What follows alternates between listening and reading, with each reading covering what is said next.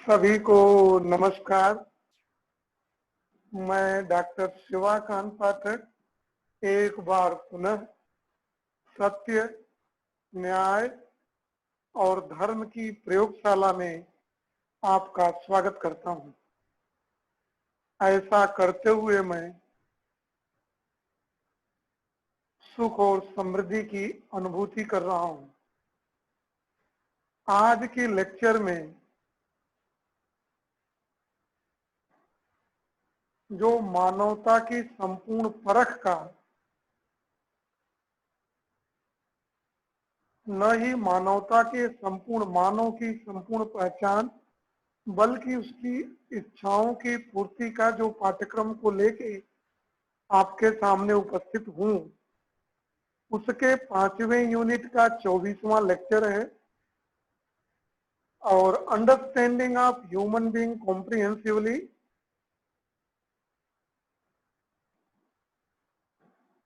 और इसके एस्पिरेशंस और फुलफिलमेंट के लिए जिस विषय को लेके मैं चला हूं, उसकी 5वीं यूनिट के 24वें लेक्चर में मैं आज सुख के प्रसार का जो हार्मोनी, जो हैप्पीनेस है, that is the state of harmony, ये मैं से लेके संपूर्ण अस्तित्व कैसे प्राप्त किया जाए, इसके विज्ञान को देखने का आज प्रयास करेंगे।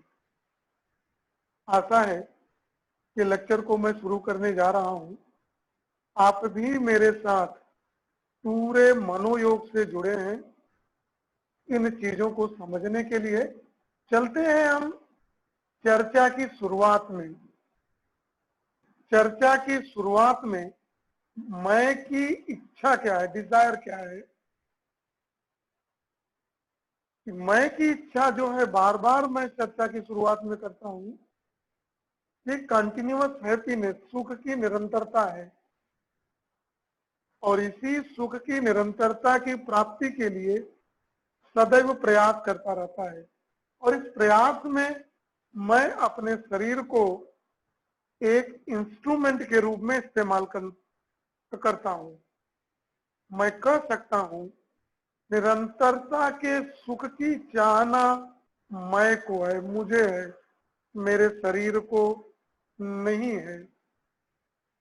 और ये प्राप्त कैसे किया जाए?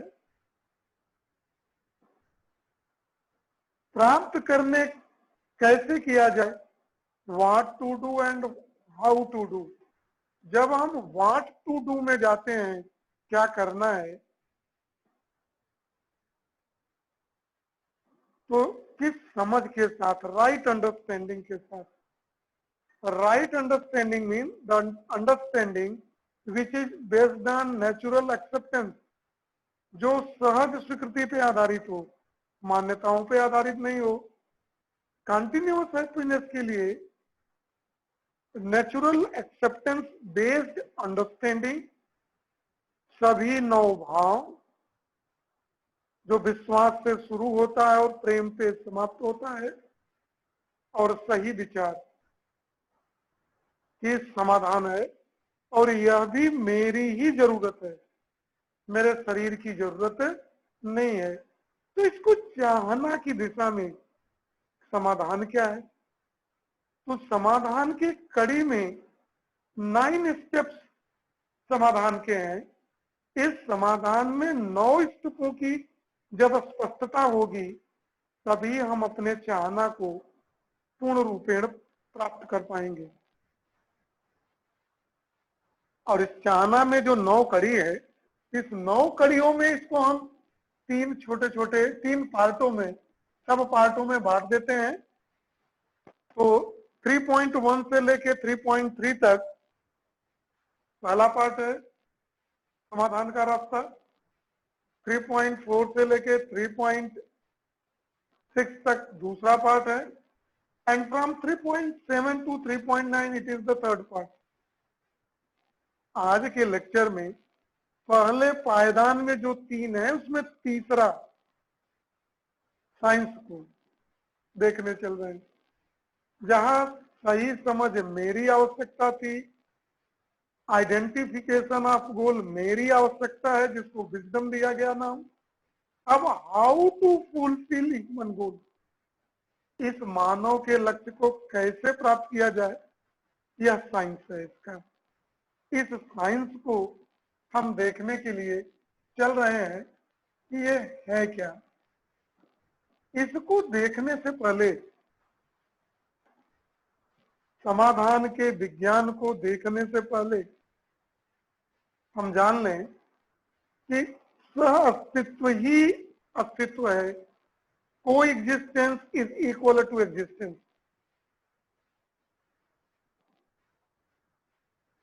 इस पूरे शून्य में सारी इकाइयां डूबी और भीगी हुई हैं। इकाइयों की जब भी हम चर्चा करते हैं तो कहते हैं चारों ऑर्डर में उपस्थित सभी लोग। मतलब चारों ऑर्डर कौन? पदार्थ की अवस्था नंबर 1, वनस्पति प्रोनिक ऑर्डर की अवस्था, थर्ड जीव अवस्था और चतुर्थ ज्ञान अवस्था। इन 4 अवस्थाओं में जितनी भी तरह की चीजें हैं और जितनी संख्या में है, हर एक एक इकाई है। और ये सभी इकाइयां इस ब्रह्मांड में डूबी भीगी है और श्रम की व्यवस्था में है। और ये सभी प्रकृति के साथ हार्मोनी में रहना चाहती हैं। Is to be in state of happiness. ये डूबना और भीगना ही क्या है? सह अस्तित्व है। किसमें? अस्तित्व में। तो coexistence is equal to existence.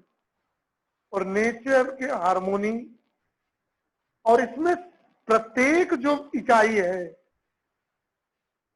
वह श्रम की व्यवस्था में है और यह बड़ी व्यवस्था में भागीदार है। और एक इकाई या दूसरी इकाइयों के साथ अपने संबंधों को पहचानती भी है और संबंधों का निर्वहन भी करती है। संबंधों का ज्ञान उसको भली भांति है।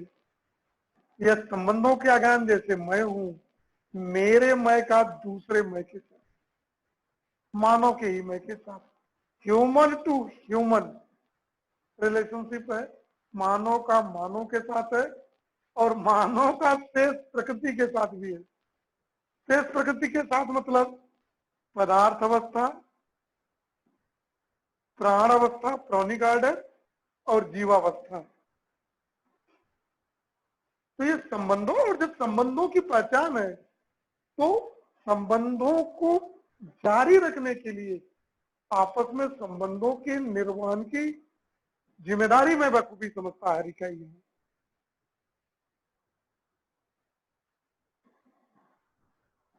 और इसको समझने के लिए, इन संबंधों को जानने के लिए, अनुभव करने के लिए मेरे अंदर प्रेम की अनुभूति तो जरूर होनी चाहिए। अगर घृणा के भाव में है तो क्या हम पहचान पाएंगे? जब हम मान्यताओं में जी रहे हैं, अपने को स्पेशल मान रहे हैं, किसी दूसरे लोक में है, सुविधाओं को ही सुख का आधार मान लिया है, तब इसकी फीलिंग होने वाली नहीं है। इसकी होने वाली फीलिंग तो तभी होगी जब मैं 9 फीलिंगों में सबसे जो कंप्लीट है, बिना उसके 8 अपने आप आ जाएंगे अगर प्रेम आ जाए।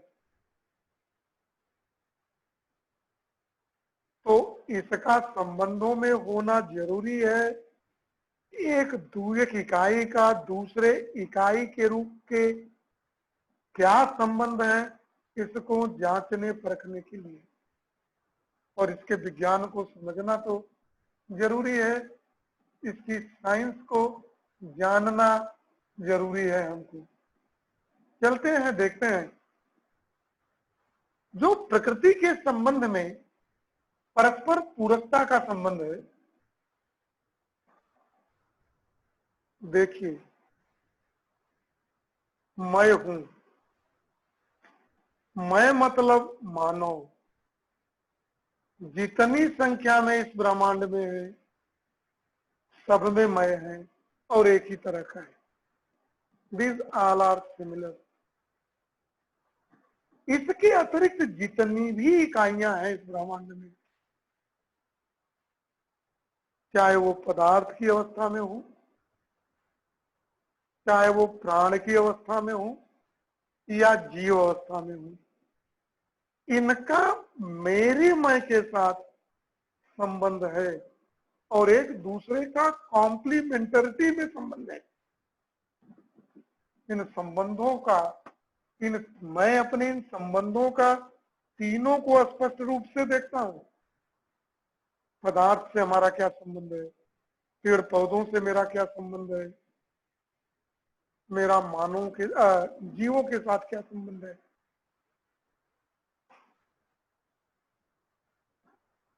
मैं जानता ही नहीं, इन संबंधों में रहना भी जानता हूं और उसके लिए मैं एक फ्रूटफुल वातावरण, एक उत्साहवर्धक प्रेम पूर्वक वातावरण तैयार करना भी मैं जानता हूं। ये मेरी क्रिया है कि मैं सबके साथ कैसे रहता हूं। मैं इनेटनेस, जो नैसर्गिकता है, उस उसको भी फैसिलिटेट करना चाहता हूं। इनहेरिटेंस,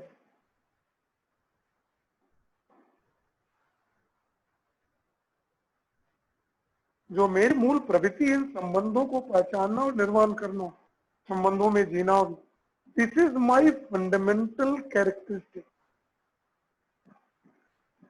मैं प्रकृति में पाए जाने वाले सभी चीजों के साथ मेरे संबंध क्या है। मैं ये समझता हूं कि जितने प्रकार के पदार्थ हैं इस ब्रह्मांड में, सबके साथ मेरे संबंध हैं।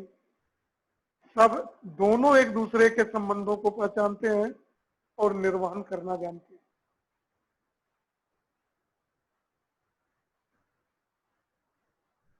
फिजिकल ऑर्डर को,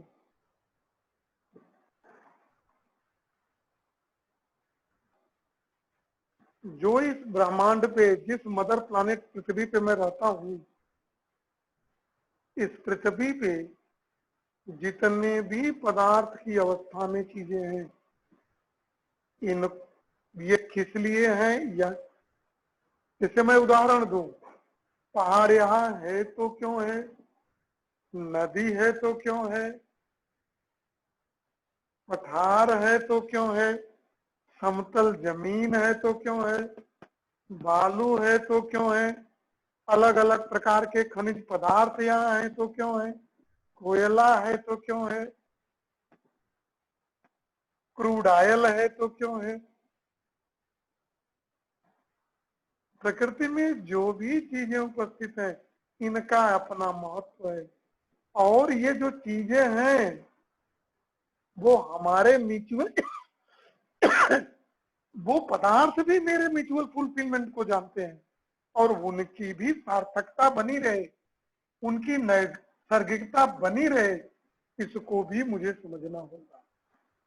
इन संबंधों को जानना होगा और हमारे और पदार्थ के बीच एक कंडक्टिव इन्वायरमेंट बनाना, उसको मेंटेन करना और इंश्योर करना, इनके कॉन्स्टिट्यूशन को, इनकी रचना और विरचना किस प्रकार होती है, उसमें हम कोई हस्तक्षेप न करें, ऐसा मैं जानता हूं और जानना होगा। दूसरा, जितने भी पेड़ पौधे हैं, जितने भी प्रकार की वनस्पतियां हैं, उनका अपना महत्व है, उनका कार्य है, उनकी वृद्धि को सुनिश्चित करना, उनको उनके अनुरूप वातावरण को देना, उस वातावरण को देना ही नहीं, उसको मेंटेन करना, कोई गड़बड़ी न होने पाए।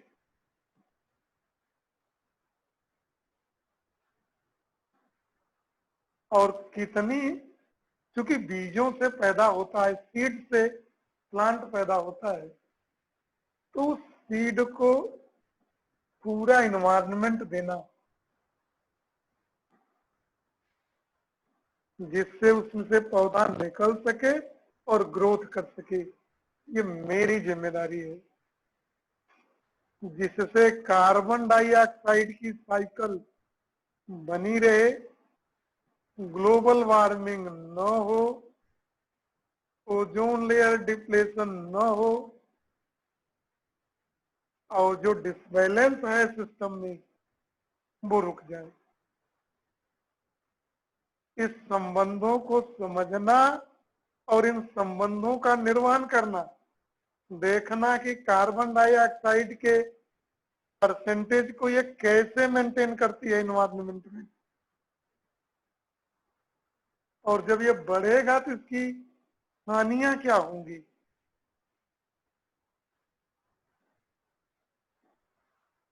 ग्लोबल वार्मिंग से क्या दिक्कतें होंगी, इन वनस्पतियां मेरा किस तरह ख्याल रखती हैं नर्चरिंग और प्रोटेक्शन के पॉइंट ऑफ व्यू से। इन सब चीजों को समझते हुए इस परस्पर पूरकता के स्वरूप को मैं समझता हूं। मैं जानवरों से, एनिमल ऑर्डर के साथ भी अपने संबंधों को भली भांत देख पाता हूं कि गाय हमें क्या देती है, ये अमुक जीव से मेरा क्या संबंध है, इसका पर्यावरण से क्या संबंध है, इसका फिजिकल ऑर्डर से क्या संबंध है, और ये टोटलिटी में मिला कि ये पूरे की सिस्टम को किस तरह से बैलेंस करती है। ऐसा जब मैं समझ पाऊंगा तो उनके ग्रोथ के लिए जो भी चीजें होंगी उसको मैं फैसिलिटेट कर पाऊंगा। सुविधाओं की क्या क्या जरूरत है इस जीव अवस्था के लोगों को सुचारू रूप से रहने के लिए, वो मैं दे पाऊंगा, वो मैं वातावरण दे पाऊंगा जिससे वो अपना ग्रोथ कर सके और वो अपने को मल्टीप्लाई कर पाए। जैसे मैं गाय रखता हूँ, गाय का दूध पीता हूँ, उसके गोबर से उपले वगैरह बनते हैं, खाद भी बनती है, तरह तरह के काम लेता हूँ। उसके बछड़े से खेत की जुताई और माल की ढुलाई भी मैं करता हूँ। तो उसके मल्टीप्लाई ब्रीडिंग के लिए जो सेक्सुअल रिप्रोडक्शन के थ्रू होता है उसमें मैं मदद करूंगा, सुनिश्चित करूंगा, उनके खाने पीने में मदद करूंगा। इस प्रकृति में पाए जाने वाला सभी जीव कहीं न कहीं और किसी न किसी रूप में हमारा सहयोगी है। कोई भी यहाँ एक अकेला जीव भी, कितने प्रकार के जीव हैं इसको गिनना बहुत मुश्किल है एक जूलॉजिस्ट के लिए, एक प्राणशास्त्री के लिए। लेकिन हर जीवों का हमसे अपना संबंध है और एक दूसरे से जरूरत है और उस जरूरत को पूरा करना है, इंश्योर करना है। हम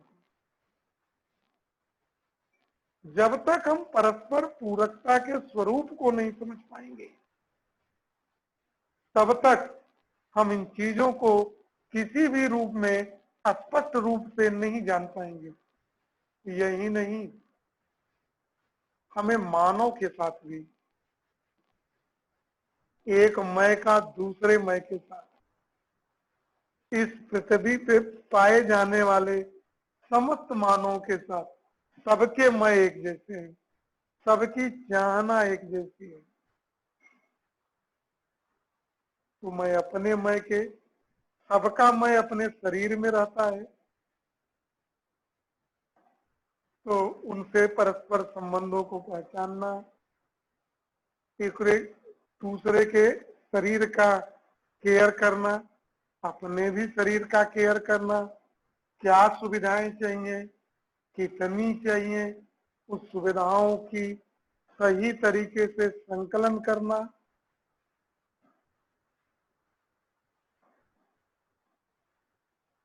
शरीर का ग्रोथ बना रहे उसके नर्चरिंग के लिए, पोषण के लिए क्या चाहिए, उसकी सुरक्षा के लिए क्या क्या करना है। और यही नहीं, क्योंकि मानव की चाहना सुख और समृद्धि की निरंतरता है, that is to be state of harmony. Harmony की अवस्था में रहना है, संगीत की अवस्था में रहना है, तो उसको रहने के लिए उसके शरीर के सुरक्षा, पोषण और सुरक्षा के साथ साथ पोषण और सुरक्षा में क्या क्या सुविधाएं चाहिए, उन सुविधाओं के साथ साथ मानव का जो गुण है, जीव का गुण न हो, क्रूवेलिटी न हो, नौ भाव सही रूप से समझ हो, उसके लिए शिक्षा संस्कार जो है जितनी जरूरत है उस जरूरत को डेवलप करना, व्यवस्था में भागीदारी करना, अखंड समाज की स्थापना में सहयोग करना, बड़ी व्यवस्था में भागीदार बनना और सार्वभौमिक मानवीय व्यवस्था में पहचानना, उसके लिए कार्य करना, निर्माण करना, म्यूचुअल सेटिस्फेक्शन के भाव के साथ आगे बढ़ना है।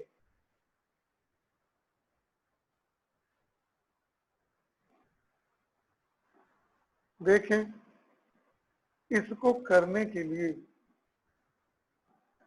हमको कुछ पॉइंट देखना पड़ेगा। इस पॉइंटों में मतलब कि मानव के लक्ष्य के पूर्ति निर्वहन को सुनिश्चित करने की, तो वो कॉन्टिन्यूअस हैप्पीनेस और प्रॉस्पेरिटी की जो उसकी मूल चाहना है, उस चाहना को पूर्ण रूप से प्राप्त करता रहे, उसके लिए उसके साइंस ऑफ बिहेवियर को देखना पड़ेगा, व्यवहार के विज्ञान को, कार्य के विज्ञान को और बड़ी व्यवस्था में भागीदारी के विज्ञान को देखना। जब व्यवहार के विज्ञान को देखने चलना है हमको, तो सबसे पहले न्याय को समझना पड़ेगा। कोर्ट का न्याय नहीं, न्याय किसके लिए कि दूसरे मैं के साथ और स्वयं के साथ किस भाव में रहें, म्यूचुअल हैप्पीनेस। जब परस्पर उभय सुख, परस्पर सुख के भाव में रहेंगे, तभी मैं कंटिन्यूअस हैप्पीनेस की दिशा में आगे बढ़ सकता हूँ। परस्पर सुख किसका, किसके साथ, स्वयं के साथ और दूसरे मैं के साथ। यह मानव और मानव के संबंधों में, और ये कहां से शुरू होता है, स्वयं के साथ शुरू होता है, परिवार के दूसरे मैं के साथ होता है, और इस विश्व परिवार में पृथ्वी पर उपस्थित सभी मानवों के साथ सही संबंध को समझना और स्थापित करने में होता है। और इसको समझ लेना ही साइंस ऑफ बिहेवियर कहा जाता है। और जब इसको समझ जाओ और समझते हुए सुनिश्चित करें कि मैं के साथ, मेरा शेष प्रकृति के साथ, मतलब प्राणिक आर्डर के साथ, एनिमल आर्डर के साथ और मटेरियल आर्डर के साथ संबंध क्या है, उस संबंध को और प्रगाढ़ता में कैसे लाया जाए, मजबूत कैसे किया जाए, इसकी सुनिश्चितता। यह किसका भाव है, प्रॉस्पेरिटी का, फीलिंग ऑफ प्रॉस्पेरिटी। जब मैं इनको समझ पाऊंगा कि ये मेरे जरूरत की चीज है, बिना इनके मैं नहीं रह पाऊंगा, तो उनके संरक्षण और संवर्धन, प्रिजर्वेशन एंड इनरिचमेंट की दिशा में मैं कार्य कर पाऊंगा। Then this is called science of work.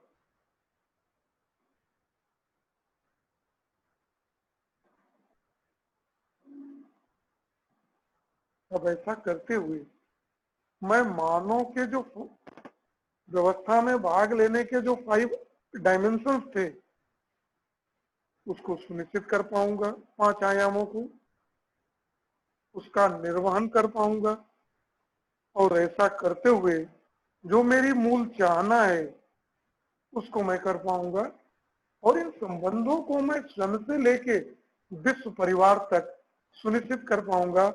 मतलब मेरे कहने का मतलब बड़ी व्यवस्था में भागीदारी के विज्ञान को मैं समझ पाऊंगा। Science to participate in larger order, बड़ी व्यवस्था में भागीदारी का, इसके लिए योजना, कार्यक्रम, कार्यक्रम का इम्प्लीमेंटेशन, क्रियान्वयन करने के बाद उसके परिणाम, रिजल्ट, और उस परिणाम का मूल्यांकन मैं कर पाऊंगा। यह इसके डिटेल में इंक्लूड है।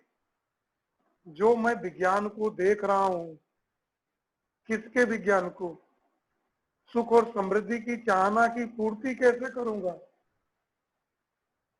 उस पूर्ति की दिशा में जो समाधान की प्रक्रिया है, उस नई 9 प्रक्रियाओं में तीसरी प्रक्रिया जो विज्ञान है उसको देखना चल रहा हूं। और जब इन चीजों को मैं सही रूप से समझ पाऊंगा तब मैं योजना बना पाऊंगा, योजना कर पाऊंगा, उसका प्रोग्राम बना पाऊंगा, प्रोग्राम का इम्प्लीमेंटेशन कर पाऊंगा, और तब उसके परिणाम को मैं देख पाऊंगा, और परिणामों के मूल्यांकन को मैं समझ पाऊंगा कि मैं सही दिशा में हूं या नहीं। उस मूल्यांकनों को देखते हुए मैं अपने जो B1 B2 है, ह्यूमन गोल डेफिनिट को समझ पाऊंगा। B2 में जो हमने कहा था, जिस डेटा को दिखा के कि येलो जोन से पर्पल जोन में चले जाएं, येलो जोन को इच्छा विचार आशा जो था B1 था, जिसको दूसरे में जाना था B2 में ट्रांसफॉर्मेशन की प्रक्रिया था। तो ह्यूमन अंडरस्टैंडिंग, ह्यूमन गोल को सही रूप से पहचान ले, विचार को समझ ले कि कैसे उसको करना है, उसकी संस्कृति, सिलेक्शन किस तरह से, चयन और आस्वादन, और फिर मानव व्यवहार प्रसार को, सभ्यता को समझ ले। इन चीजों के समझने के लिए डिटेल में चर्चा किया गया था पिछले लेक्चरों में। इस understanding of human being comprehensively, it's aspiration, उसकी आकांक्षाओं को और आकांक्षाओं की पूर्ति को मैं कैसे कर, इसकी समझने की प्रक्रिया में इस व्यवहारों को देख लें, समझ लें, और इस न्याय को समझ, जब B1 को समझेंगे तो न्याय, और तब आप B2 में ट्रांसमिट होंगे तो अपने परिवार से विश्व परिवार की तरफ, अखंड समाज की तरफ हम जा पाएंगे। संबंधों को देखने के लिए एक बार देख लें। कई बार कहा गया किससे संबंध है, एक का दूसरे के साथ, एक सेल्फ का, और इन संबंधों का फीलिंग्स भी होनी चाहिए, अनुभूति भी है। किसके किसके बीच, मेरे मैं का दूसरे मैं के साथ, और इस फीलिंगों की पहचान भी है। पहचान क्या है, पहचान के लिए 9 भाव हैं, 9 फीलिंग्स हैं।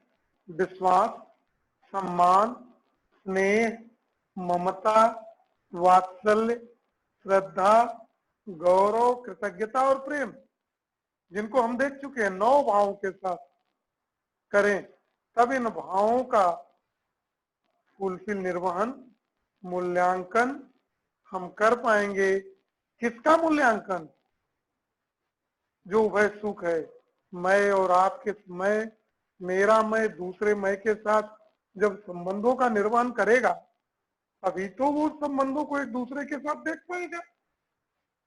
न्याय क्या है, पहचान इन भावों की, संबंधों की, उसका निर्वहन, उसका मूल्यांकन, मूल्यांकन किसको अग्रहित करते हुए? म्यूचुअल हैप्पीनेस को। अगर ऐसा मैं सुनिश्चित कर पाऊंगा तब मैं न्याय को समझ पाऊंगा, और जब मैं इस न्याय को देखते हुए अपने परिवार से विश्व परिवार की तरफ जाऊंगा तो अखंड मानव समाज के लिए कार्य कर पाऊंगा। तब मैं इन चीजों को सही रूप में समझ पाऊंगा और आगे जा पाऊंगा।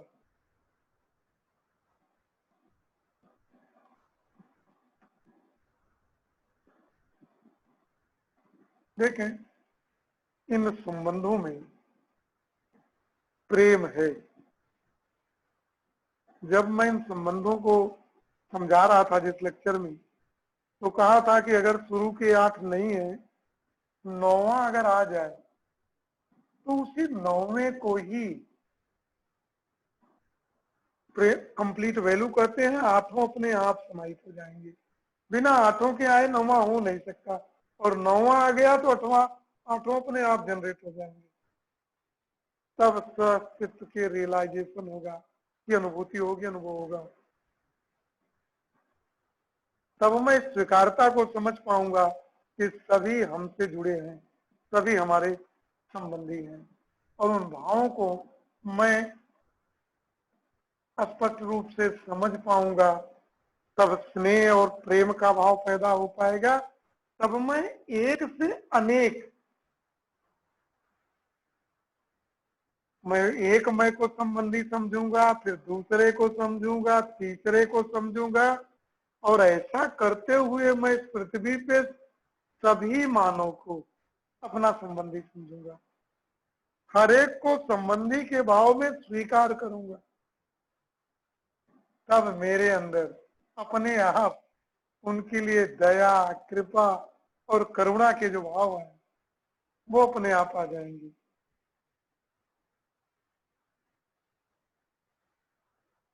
तब लव, प्रेम की अनुभूति को जब हम एक्सप्रेस करेंगे, जो 30 चीजें नहीं बताई गई थी, 4, 6, 18 और 2,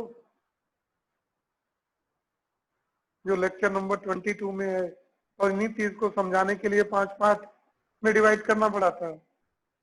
तब उसको समझ पाऊंगा। इस दया, कृपा, करुणा के सही अर्थ को समझने के लिए उस लेक्चर को देखना जरूरी होगा, क्योंकि एक को ही इतना बड़ा नहीं बनाया जा सकता। तब दया के भाव को, दया देख लें क्या है।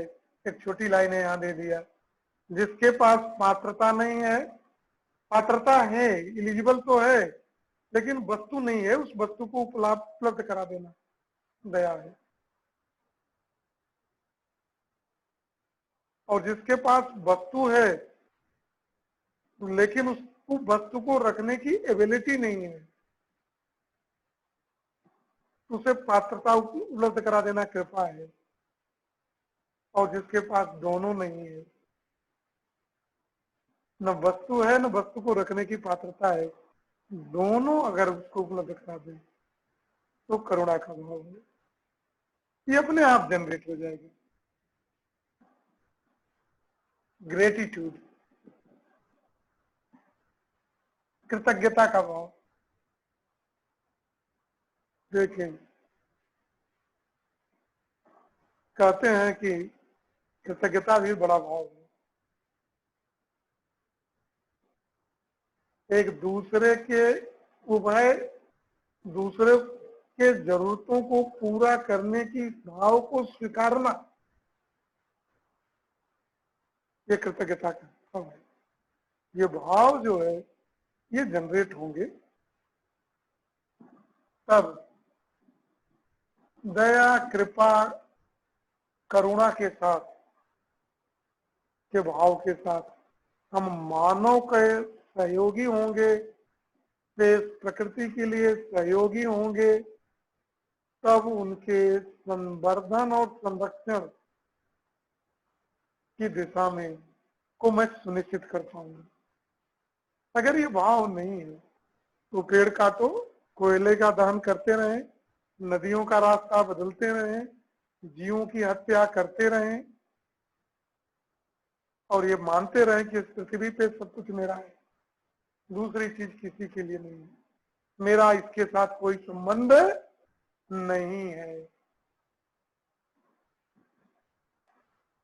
जिस भाव में आ जाए, ऐसी स्थिति में हम कैसे सारी बातों को देख पाएंगे। देखें, मानव और मानव के संबंध में जो विश्वास, सम्मान और स्नेह है, इसको देख पाएंगे, तब इन चीजों से कार्य करेंगे, तब मैं अपना ठीक ठाक मूल्यांकन कर पाऊंगा और अपने को समझ पाऊंगा। और जब मैं अपने को समझूंगा तभी दूसरे को तो समझ पाऊंगा। क्या है, फिर एक दूसरों की जरूरतों को मैं पहचान पाऊंगा और मैं ये जब मैं मान पाऊंगा कि दूसरा मैं भी मेरे जैसा है, तो उसके लिए मुझे अविश्वास का भाव नहीं पैदा होगा, स्नेह का भाव पैदा होगा, विश्वास का भाव पैदा होगा। फिर प्रेम, करुणा, वात्सल्य, ममता, श्रद्धा और अंत में प्रेम का भाव जनरेट होगा। तब हम एक दूसरे की जरूरतों की उपलब्धता को सुनिश्चित करने में सहायक हो पाएंगे और ऐसा करते हुए हम प्रसन्न हो सकते हैं। इसलिए हर मानव के प्रति, मानव का मानव से संबंधों में वात्सल्य का भाव, तो हर एक मानव को, दूसरे मैं को समझदार और जिम्मेदार बनने में सहयोग दे पाएंगे, अगली पीढ़ी के लिए काम कर पाएंगे। तब यह वात्सल्य का भाव है। और अगर दूसरे के शरीर के हेल्थ और बॉडी को नर्चरिंग और प्रोटेक्शन, पोषण और सुरक्षा में सहयोग दे पाएंगे, बच्चों के प्रति, बूढ़ों के प्रति, बीमार के प्रति, सहाय के प्रति, उपेक्षित लोगों के प्रति समाज में, तब ममता का भाव आएगा।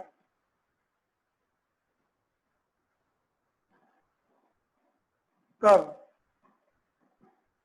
श्रद्धा और गौरव जो है,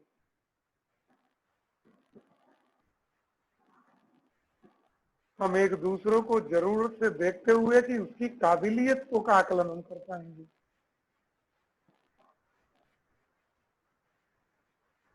उसकी श्रेष्ठता को अगर देख पाए हम, कि काबिलियत को समझ पाए, तो उस दूसरे मैं के प्रति श्रद्धा का भाव जनरेट, और उसको वैसा मानते हुए, उससे प्रेरणा लेते हुए अगर मैं कुछ सीख पाऊं, तो गौरव का भाव है।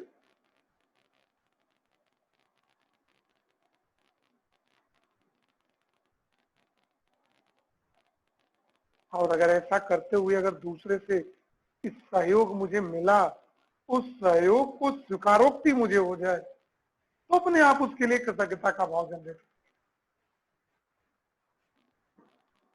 देखिए, सोचे और समझे, हम आपके हैं, आप हमारे हैं, इस संबंधों को जानना पड़ेगा, पहचानना पड़ेगा, एक मैं का दूसरे मैं के साथ। आशा है मानव की आकांक्षाओं की संपूर्ण समझ और उसके निर्वहन की प्रक्रिया को हम आबाद गति के लिए जारी रखेंगे, इसके समझने की प्रक्रिया को। आज के लिए बस इतना ही, फिर मिलेंगे। इसके साथ सभी को देख लें। नमस्कार।